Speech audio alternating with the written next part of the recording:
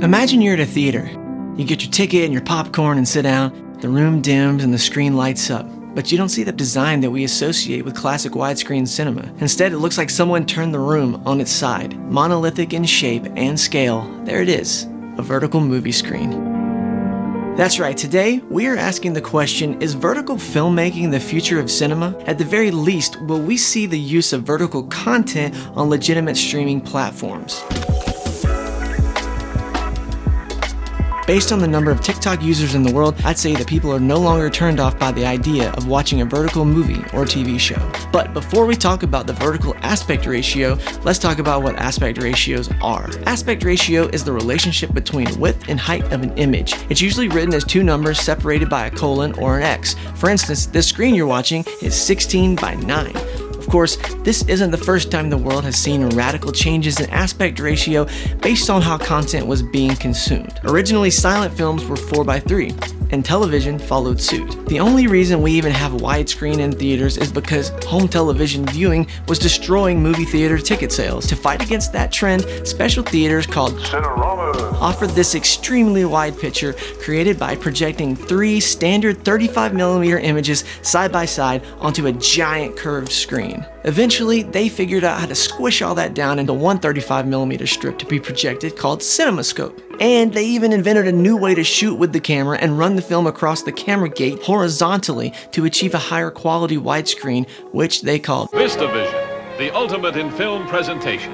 Finally, in 1996, with the advent of HD TV, engineers settled on 16 by 9 as the new go-to aspect ratio because it was the geometric mean between 4:3, which is the standard television, and 2:35, an average of typical movie ratios. So this way, an HD TV set could display both kinds of video without too much masking by letterbox bars. So all of the streaming platforms from YouTube to Hulu to Netflix all inherited 16 by 9. It even explains why our cell phone screens are this rectangular shape. And with these smartphones comes the advent of the vertical aspect ratio of 9:16. Since smartphones have become so ingrained in our culture over the past decade or so, people have gotten more and more accustomed to watching videos on their phones. They've also gotten used to filming with their phones. And 9 out of 10 times if you ask someone to film a video of you, they're going to film it vertically. And with the generation growing up now, who are becoming more and more accustomed to that vertical aspect ratio, I think it's going to feel totally normal to them in the future to watch a movie in a vertical aspect ratio. Now first we had Snapchat with all vertical videos, then Insta Stories with all vertical videos,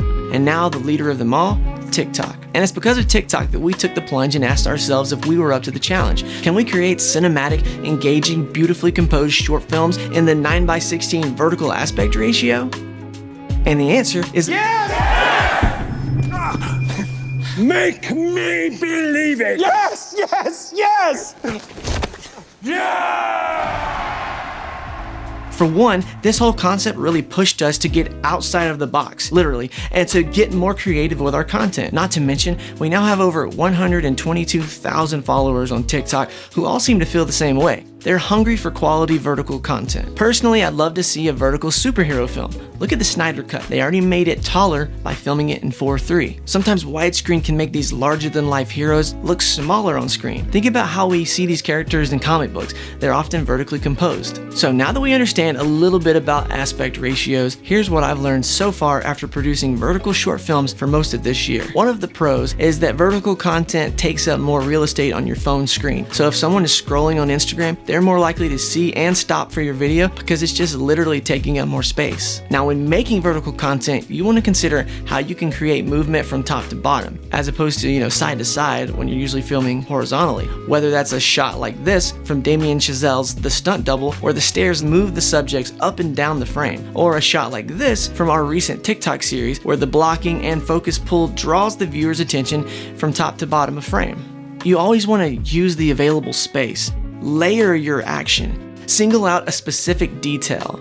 Isolate the eye. Sometimes you can even take what would work as a traditional landscape shot and it works vertically as well. Now, I'd be lying if I said there weren't challenges when it comes to filming vertically. For one, close-ups. Achieving a traditional close-up on someone's face is much harder than it is with a horizontal frame, because even though you may be close on your actor, the vertical framing still shows more of their upper body than a normal close-up. Meanwhile, if you get closer, the edges of the frame feel claustrophobically close to the actor's face. And if you're trying to create that type of tension, that's great, but if you want a close-up that isn't meant to feel panic-inducing, but rather just give subjectivity to your character, then you'll likely need to frame them up a little further away from camera. Filming vertically requires adjusting your idea of what a close-up or a medium or a wide shot actually is. Look room becomes a little trickier too when filming vertically because you have a much finer line than with the traditional landscape shots. If your actor is looking to the right side of the frame and you want to have enough look room, then you need to have them slightly left justified. And it's easy to go too far over and have them hanging off the frame too much. It's a very fine line of where their head and eyes should sit in the frame. This becomes even more tricky when you have a moving shot, or especially a shaky shot. Framing up two shots, trying to put two people in the frame when you're filming vertically has its challenges as well. And sometimes you have to stagger the actors, layering those people kind of in front and behind each other a little bit. So if you're looking to produce your own vertical short films, here are 5 tips that just might help you out.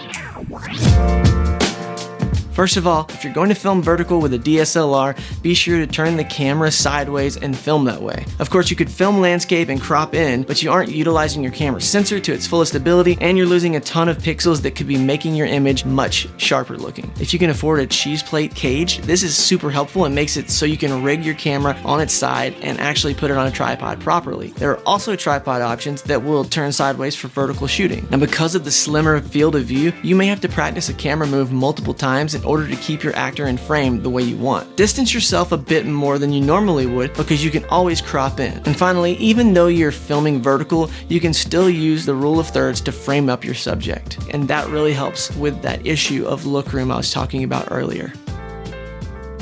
So while I can't say for sure that you'll be going to vertical cinemas or that they'll be teaching vertical filmmaking techniques in film school anytime soon, I do think that the vertical format is here to stay. So go out there, film something with your phone or turn your camera sideways, and at the very least, it's a great experiment to help you frame up the world in a whole new way.